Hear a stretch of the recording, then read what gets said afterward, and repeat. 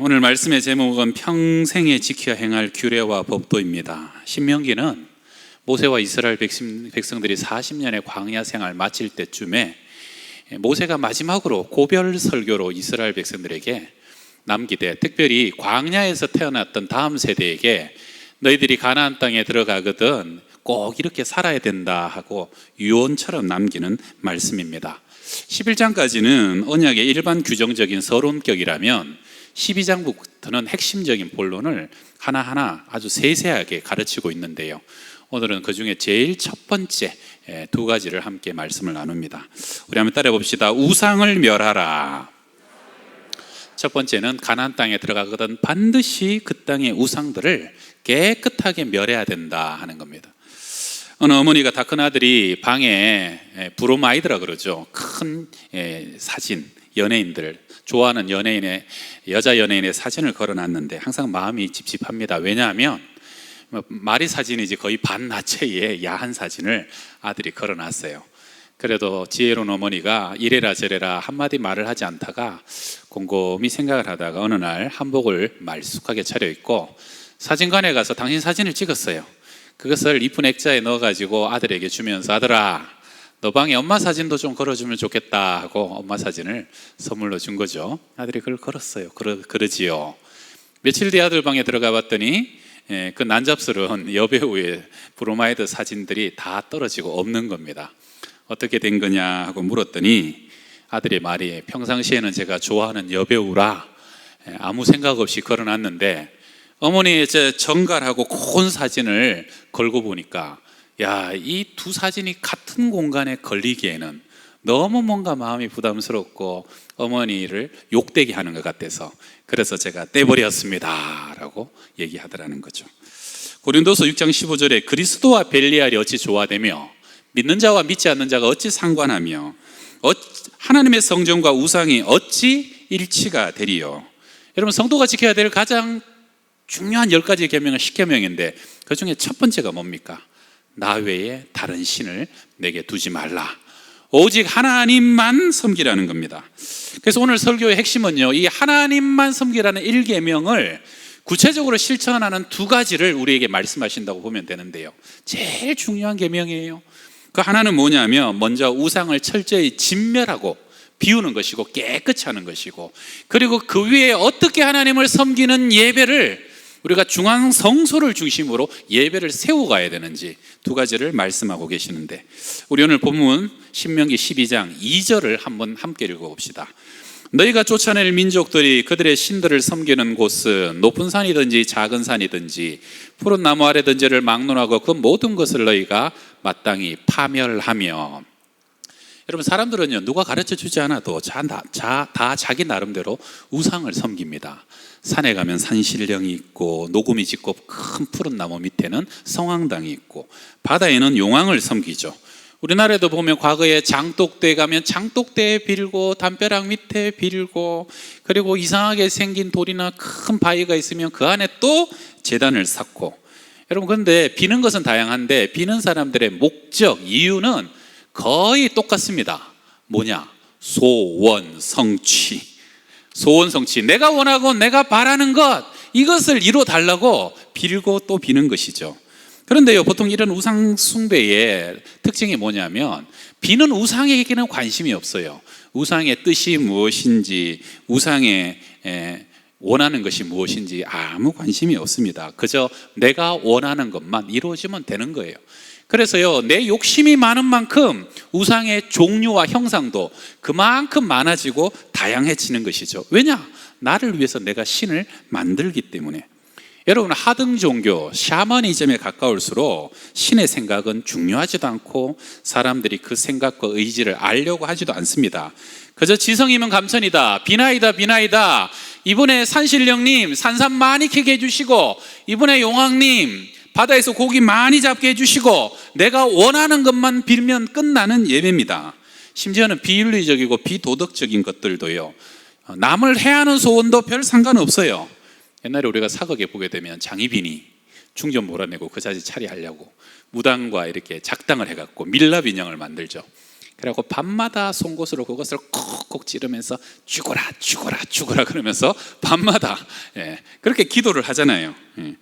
여러분, 그렇게 기도하는 사람도 문제지만 우상 숭배하는 사람은 또 뭐가 문제냐면 그 우상이 그러한 기도 지성을 들으면 감동을 받아요. 감화를 받아요. 그래서 어느 날 그 사람 뜻을 이루어준다라고 믿는 것, 이거는 더 큰 문제 아닙니까? 결국 우상 숭배라는 것은 열심히 빌면 빌고 섬기면 섬길수록 하늘의 뜻이 이 땅에 이루어지는 것이 아닙니다. 사람의 뜻과 욕심이 더 견고해지고 더 충만해지게 되더라는 것이죠. 그래서 하나님은요, 이스라엘 백성들이 가나안 땅에 들어가게 되거든 먼저 우상부터 철저히 척결하라. 제단을 헐고 주상을 깨뜨리고 아세라상을 불사르고 조각한 신상들을 찍어 그 이름을 그곳에서 멸하라. 쌓여진 제단은요 전부 다 헐어버리라는 거예요. 주상들, 석상들은 망치로 다 깨뜨려 버리라는 겁니다. 아세라 목상들은 불로 다 태워서 재로 만들어 버리고, 조각하고 부어 만든 신상들은 깨뜨려 버리고 잘라 버리고, 이름도 없이 찾아볼 수도 없게 깨끗이 멸절시켜 버리라는 겁니다. 우리가 구약 성경을 계속 보게 되면 이스라엘 백성들이 그 하나님의 기적과 역사를 많이 보는데도 이상하게 못 버리는 우상이 있습니다. 바알이죠, 바알. 그래서 최고의 선지자 엘리야가 바로 하나님이 그 엘리야를 보내서 싸우게 했던 것도 바알 숭배였죠. 여러분, 이스라엘 백성들이 이 바알과 아세라, 그 안에 된 아세라부터 참 벗어나지 못했는데 엘리야가 열왕기상 18장에서 뭐라 그럽니까? 엘리야가 모든 백성에게 가까이 나아가 이르되 너희가 어느 때까지 둘 사이에서 머문머문하려느냐? 여호와가 만일 하나님이면 그를 따르고 바알이 만일 하나님이면 그를 따를지니라. 이게 단적인 모습이에요. 어느 때까지 둘 사이에서 양다리 걸치고 왔다 갔다 하려느냐? 여러분, 왜 이스라엘 백성들이 그렇게 하나님의 놀라운 역사를 봤는데도 바알을 끝까지 완전히 버리지 못했을까요? 가나안 사람들은요, 야훼 하나님을 전쟁의 신이라고 믿었습니다. 왜냐하면 자기들이 장독시 무슨 신 다 정하니까. 그 하나님도 전쟁의 신이다. 그래서 전쟁에 능하니까 가나안에 들어와서 나라들 다 진멸하고 몰아내고 승리한 그런 전쟁에 능한 신이다. 그러나 가나안은 농사 짓는 땅이기 때문에 이 땅을 다스리는 것은 농경의 신인 바알 신이다.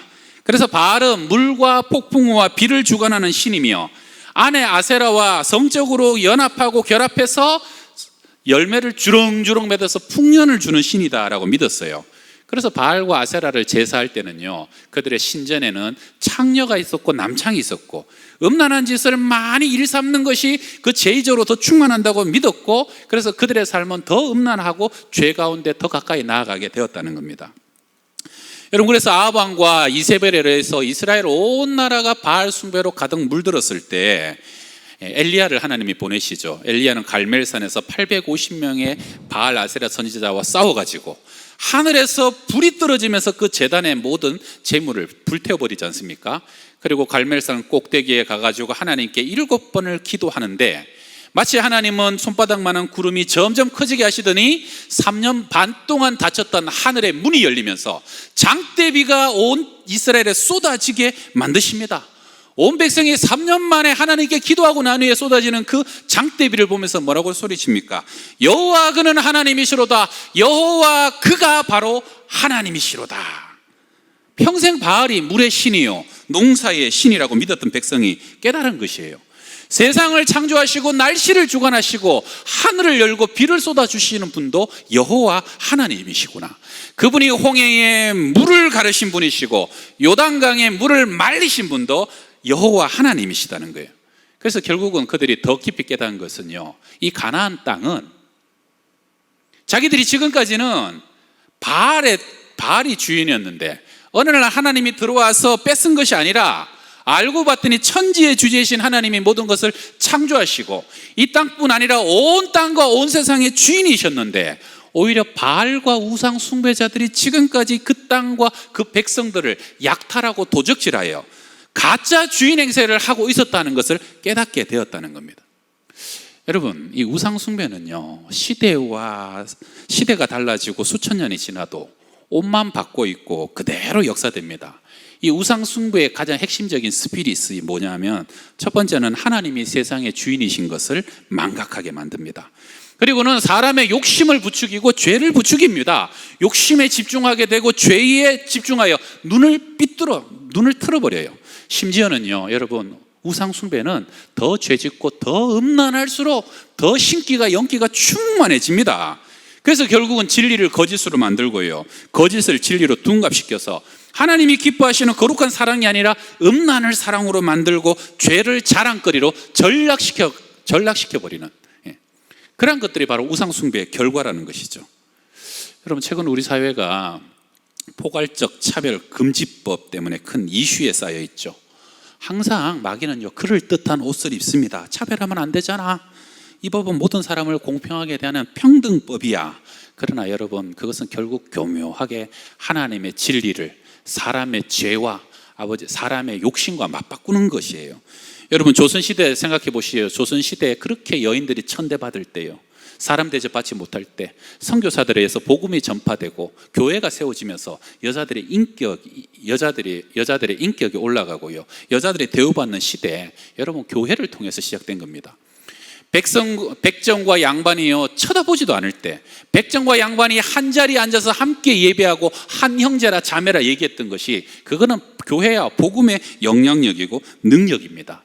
2000년 전에 힘없는 자, 가난한 자, 배우지 못한 자들 한가운데 들어가셔서 그들의 친구가 되고 위로가 되고 가장 연약한 자들 위해서 살아가신 분도 우리 주 예수 그리스도입니다. 여러분, 지금도 이 세상에서요, 일주일에 한 번 남녀노소 신부 귀천에 상관없이 못 배운 자도 병든 자도 가난한 자도 상관없이 다 같이 와가지고 한 가족 되는 거 교회밖에 없습니다. 여러분, 한번 둘러보세요. 이 사람들 여러분, 다른 사회에서 같이 앉아 있기는 할 만한 사람들입니까? 교회는 한 아버지를 섬기고 한 예수의 피로 우리가 하나라고 고백하는 것이에요. 서울대 행정대학원 초빙 교수시며 전 헌법재판관이신 안창호 재판관 장로님이시더라고요. 국민일보와의 인터뷰에 정확하게 이 포괄적 차별 금지법에 관해 설명을 해주셨는데, 오늘은 제가 조금 인용하려고 합니다.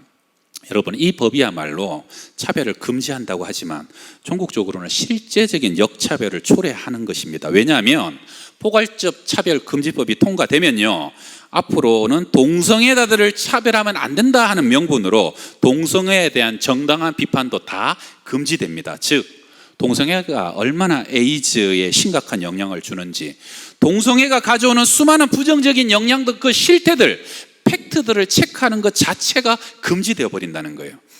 여러분, 그래서 포괄법 차별금지법이 통과되게 되면 동성애에 대해서 긍정적인 얘기만 해야 합니다. 마냥 부정적인 얘기를 했는데 들은 사람 누구 하나라도 내가 그 얘기 때문에 성적 굴욕감을 느끼고 모욕감을 느끼고 불쾌했다라고 주장하기만 하면 바로 차별금지법 제재 대상이 되고, 벌금을 물리게 되고요, 형사소송까지 들어갈 수 있다는 겁니다.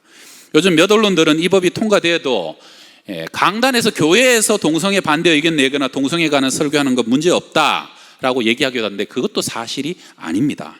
이 법은요, 처음에 통과만 시켜 놓고 나면 점점 더 강하게 모든 것을 다 싸잡아 먹는 경향이 강한 법입니다. 그래서 이 법이 통과되면 언론은 물론이고 기독교 방송, 신문, 소셜미디어, 유튜브 등에도 동성애를 비판하는 설교나 강의들이 올라갈 수 없습니다. 금지됩니다. 가장 큰 피해는 뭡니까?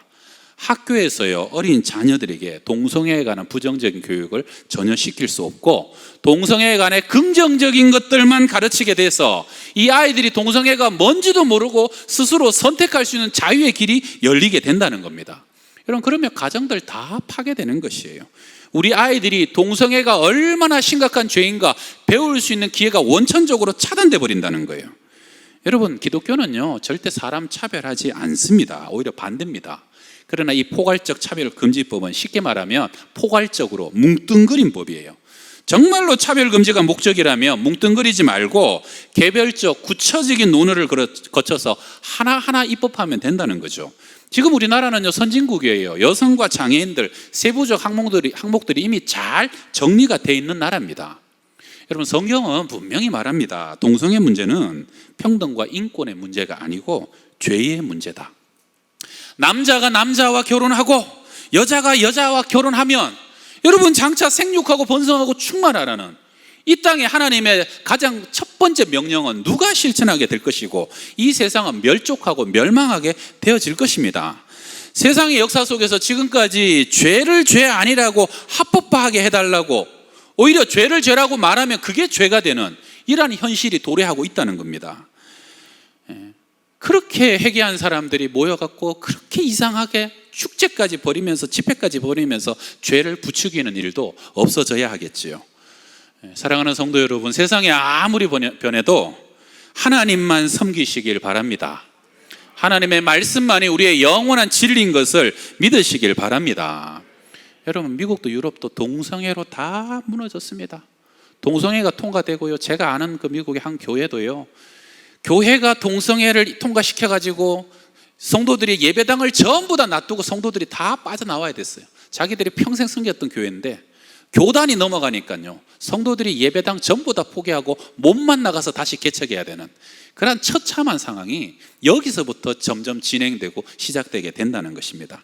우리가 자녀들을 위해서라도 지금 깨어서 이 나라와 민족을 위해서, 여러분 또 위정자들 위해서 간절히 기도해 주시기를 주의 이름으로 부탁합니다. 우리 두 번째 함께 따라합시다. 중앙성소에서 예배하라. 안타깝게도 모세가요, 신명기 설교하고 난 이후에 그 백성들이 여호수아를 지도자로 가나안 땅에 들어가게 되죠. 그리고 그 땅에 배분을 받아서 정착하게 됐는데, 그리고 제일 먼저 시작된 이어진 시대는 사사 시대였습니다. 그리고 그 사사 시대를 대변하는 표현이 있죠. 그때에 이스라엘의 왕이 없었으므로 사람이 각기 자기의 소견에 옳은 대로 행하였더라. 이스라엘은 처음부터 하나님의 왕이세요. 하나님의 말씀대로 다스림 받는 나라가 되면 되는 거예요. 그런데요, 사람들이 자기의 소견에 옳은 대로, 내가 원하는 나의 가치관대로 그것을 기준으로 따라가게 되었더니, 그런 방식으로 하나님을 섬겼더니 결국은 그 가나안 땅은, 이스라엘 백성은 우상이 충만한 시대가 되어버렸던 것입니다. 여러분, 가나안 사사 시대는요, 우상 섬기는 시대, 끊임없이 하나님이 징계하시고 심판하시고, 그래갖고 우상 숭배로 다시 회개합니다 손들면은 하나님이 사사를 보내셔서 구원하시면 또 우상 섬기고 또 우상 섬기고. 왜요? 정확한 예배의 기준이 없었기 때문에요. 어디서 누구를 통해서 무엇을, 우리가 어떤 방법으로 예배 드려야 되는 것들이 내 생각, 내 소원, 내 방식대로만 들여다보니까 우상 숭배로 그냥 흘러가 버리게 되었다는 겁니다. 그래서 하나님이 모세를 통해서 미리 말씀하신 것이에요. 오늘 13절 14절 같이 읽읍시다. 너는 삼가서 내게 보이는 아무 곳에서나 번제를 드리지 말고 오직 너희의 한 지파 중에 여호와께서 택하실 그곳에서 번제를 드리고 또 내가 내게 명령하는 모든 것을 거기서 행할지니라. 중앙성소에서 예배 드려라. 그것이 바로 예루살렘이 되었고요, 예루살렘 성전이 되었고, 그것이 아브라함이 이삭을 바쳤던 모리아산 제단이었고, 오늘 장로님 기도하셨던 것처럼 다윗이 전염병을 멈췄던 오르난의 타작마당, 바로 그것이 중앙성소가 되어서 온 민족의 예배와 구심점이 되게 되었다는 것입니다. 여러분, 첫 번째 이유는 뭡니까? 왜 중앙성소에서 예배드립니까? 유일신 하나님을 향한 순수한 신앙을 보존하기 위함입니다. 사람의 욕심과 사람의 죄를 충족하기 위한 그런 샤머니즘적인 제사가 아니라 하나님의 뜻을 이루고 예배를 통해서 우리가 거룩한 하나님을 닮아가는 거예요. 세상 끝날까지 우리가 변질되지 아니하고 혼합되지 아니하고 하나님의 하나님 되심을 우리가 붙들고 가는, 그것을 위해서 중앙성소에서 예배드리라는 것이고, 여러분, 우리 구약 성경을 여러분 반복해서 읽어보다 보면 계속 반복되는 죄가 느밧의 아들 여로보암의 죄가 나옵니다. 이게 뭡니까?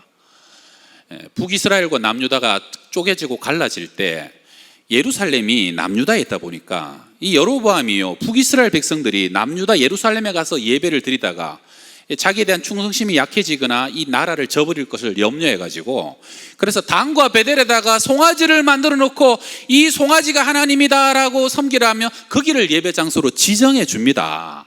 다시 말해서 하나님이 말씀하시지 않은 오늘 모세가 분명히 얘기하신 그 장소가 아니라 이미 내가 편한 대로 또 내 유익을 위해서 예배를 변질시켜 버렸던 것이죠. 그래서 여러분, 단과 베델에 여러분 그 송아지도 바알이라고 섬긴 게 아니에요. 하나님이라고 섬기기 시작한 거예요. 그런데 200년도 안 돼갖고 온 나라 온 왕들이 전부 다 우상숭배에 물들어 버리고 200년 만에 그 나라가 아수르의 그 나라는 망해버립니다. 우상 숭배 때문에.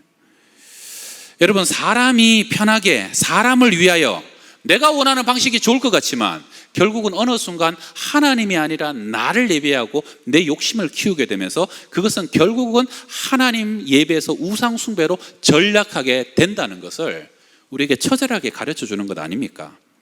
중앙성소에서 예배해야 되는 또 하나의 이유는 오늘 12절인데요. 우리 12절도 같이 한번 읽어봅시다. 너희와 너희의 자녀와 노비와 함께 너희의 하나님 여호와 앞에서 즐거워할 것이요 내 성중에 있는 레위인과도 그리할지니 레위인은 너희 중에 분깃이나 기업이 없음이니라.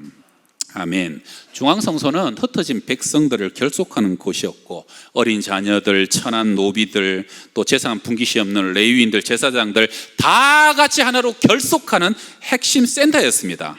그래서 백성과 민족이 한 가족임을 때마다 확인하였고요, 흩어진 이스라엘 족속들이 다 같이 모여 우리가 영적인 공동체라는 것을 날마다 확인하는 그러한 영적 결속의 중심 센터였다는 것이죠. 여러분, 우리 양평동 교회 안에 모든 성도들이 한 가족인 것을 믿으십니까? 여러분, 멀리 있고 먼 나라에 있는 피부치보다요 지금 내 옆에 있는 사람이 더 가까운 가족이라고 생각하셔요? 여러분, 실제로 그래요. 더 많은 시간을 보내고, 우리 식구라는 게 뭡니까? 한자가 식구라는 게요 같이 먹는 이불 식구라 그래요. 여러분, 우리가 날마다 같은 말씀으로 예배를 드리고 같은 말씀을 받고 함께 성령 안에서 날 매주 얼굴을 보는 우리가 영적 가족인 것을 믿으시길 바랍니다.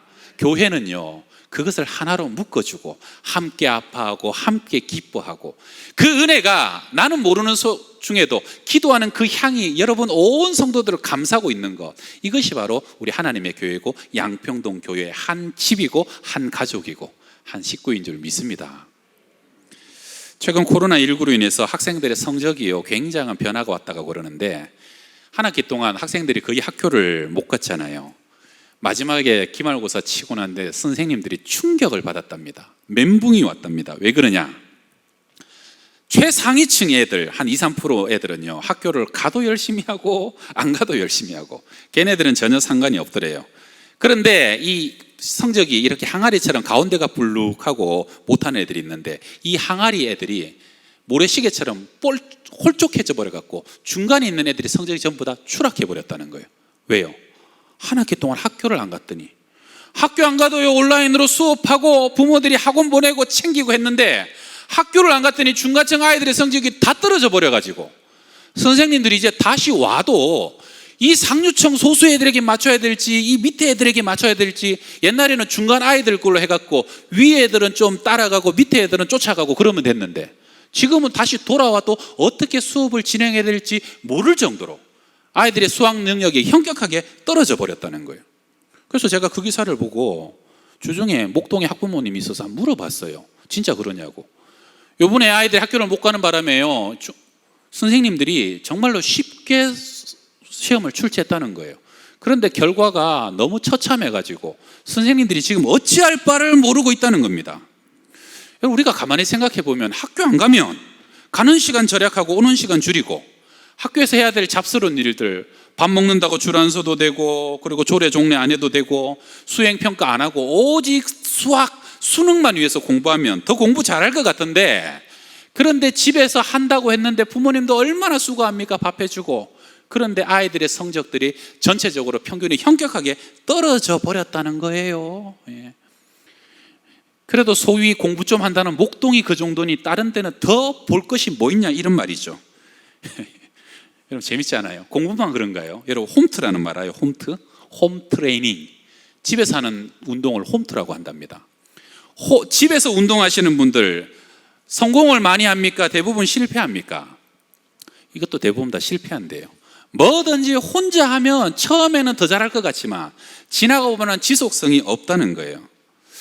여러분 저는 이런 결과를 보면서 목사로서 무슨 생각을 했냐면, 그러면 우리 한 6개월 동안 지금 교회가 모든 것이 스톱하고 우리 자녀들 성도들 한 절반 정도는 집에서만 내 신앙 내가 유지하고 관리했는데 측정할 방법은 없지만 우리 성도들과 우리 자녀들의 신앙이 현격하게 떨어진 거 당연한 거 아닐까? 그래도요, 여러분, 대한민국 학부모님들은 성적에 목숨 거는 사람들이에요. 그런데 집에서 성경을 보고 기도를 한다고 하더라도, 집에서 내가 내 믿음을 지킨다고 하더라도 이것이 그 아이들과 같이 현격하게 성적이 추락하듯이 신앙이 추락하는 것도 어떻게 보면 너무너무 두려운 일이고 근심, 염려스러운 일이 아닐까. 여러분, 제가 이번에 가만히 보니까 우리 한때는 예배만 드릴 때도 있었고 아예 교회에 못 올 때도 있었고, 지금도 교회 안에 행사나 봉사의 상당 부분은 아직까지 스톱돼 있죠. 그런데요, 저는 이번에 지나면서 깨달았어요.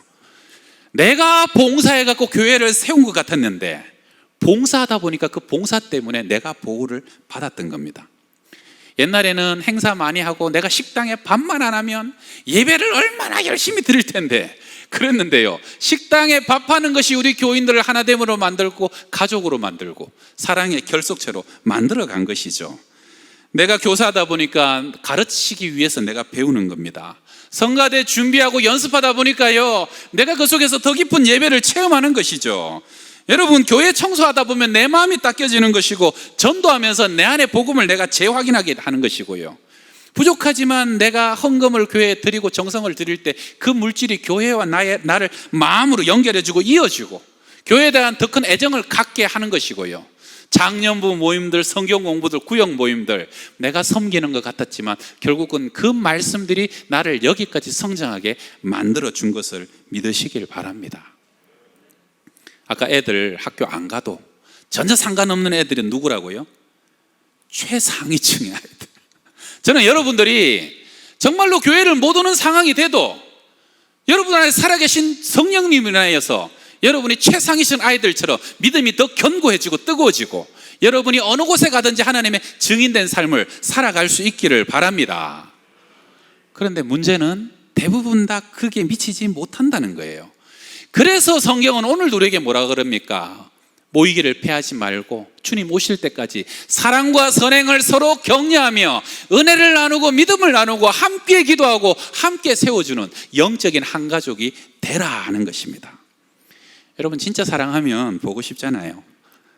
연애 보셨죠? 헤어져도 금방 또 보고 싶고 집에 가서 또 전화하고 손이라도 한번 잡아보고 싶고. 여러분, 제가 가만히 보면 결혼식이 있어도요, 꼭 가야 될 결혼은 어떻게 하든지 그 결혼 가야 됩니다. 마스크를 쓰든지 가서 막 소독약을 뿌리든지 그 결혼은 가야 돼요. 그러나 봉투만 가도 충분한 결혼도 있어요. 어떤 장례는 지구를 반바퀴 돌아오더라도 반드시 그 장례식에 참석해야 되는 장례가 있는가 하면 그렇지 않은 장례도 있죠. 차이는 뭡니까? 사랑의 깊이예요. 얼마나 그 사람과 내가 깊은 친밀함이 있고 그 사람이 내 인생에 얼마나 소중하느냐, 그것이 내 몸까지 가야 되느냐 그렇지 못하느냐를 결정하게 되는 요인이 되더라는 것입니다. 왜 우리는 아무리 늦어도 밤 11시 12시에 퇴근해도 새벽같이 또 새벽밥 먹고 나오는데도 꼭 집에 가서 잠을 자고 집으로 퇴근을 합니까? 집이니까요. 저녁에는 밤에는 아무리 늦어도 집에 돌아가야 되는 거예요. 왜 사랑하는 연인들은 아무리 바쁘고 피곤해도 만나고 또 만나고 밤새는 줄 모르고 시간을 함께 합니까? 왜 하나님께서 영으로만 하셔도 되는데 굳이 육신의 몸을 입고 이 땅에 오셔가지고 십자가에 못 박혀 죽으심으로 우리의 구원을 완성하셨습니까? 세상은 아직도요, 아무리 발달해도 온라인과 가상의 공간만으로 충분하지 않은 것이 더 많다는 것이죠. 오늘 말씀, 평생에 지켜 행할 규례와 법규. 여러분, 하나님만 사랑하시길 바랍니다. 그리고 그 하나님을 세상에 무엇보다도 더 뜨겁게 내 몸과 마음과 정성을 다하여 섬기시는 예배가 될 수 있기를 주의 이름으로 축원합니다. 우리 같이 한번 기도합시다. 아버지 하나님, 하나님 아닌 다른 것, 돈이나 명예나 사람이나 세상 즐거움이 나의 하나님이 되지 않기를 원합니다. 나의 욕심을 만족하기 위해 하나님을 우상처럼 섬기지 않도록 도와주옵소서. 우리는 모두 연약하고 미약합니다. 주의 종을 통해 성도의 교제와 섬김을 통해 교회를 통해 우리의 믿음을 견고하게 붙잡아 주고 계시는 줄 믿습니다. 코로나가 속히 종식되게 하시고 어려운 중에라도 우리의 여건과 환경을 열어주셔서 우리 모두가 다시 교회 중심으로 힘차게 믿음 생활을 할 수 있도록 인도하여 주시옵소서. 예수님의 이름으로 기도합니다. 아멘.